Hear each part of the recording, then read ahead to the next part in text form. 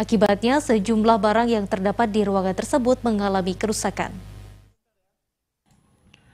Satu ruangan di kantor Inspektorat Kabupaten Aceh Jaya mengalami kebakaran pada Senin sore kemarin. Pada saat itu, kobaran api dan juga kumpulan asap sempat mengisi sejumlah ruangan hingga mengalami kepanikan dari para pegawai setempat. Bahkan pada saat itu, tidak sedikit dari para pegawai yang berusaha keluar kantor untuk menghindari dari kebakaran. Berdasarkan informasi yang didapatkan dari sejumlah pegawai, belum diketahui pasti penyebab kebakaran ini.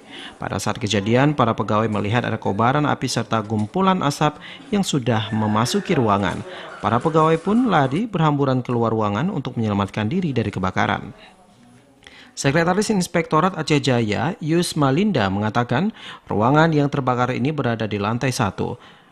Dalam ruangan itu hanya terdapat barang bekas yang sudah tidak layak pakai, sementara arsip dan surat berharga lainnya masih dalam keadaan aman. Pas kami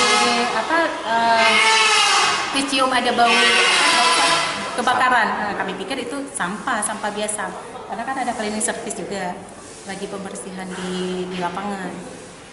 Kemudian pas keluar, pas lihat ini ada asap gitu ya, asap udah bergumpal, udah warna hitam. Baru dari situ kami panik, saya menjerit, minta dikeluarin semua, maksudnya yang ini, yang pegawainya. Malah saya bilang maksudnya abaikan dulu itu barang-barangnya, selamatkan diri dulu.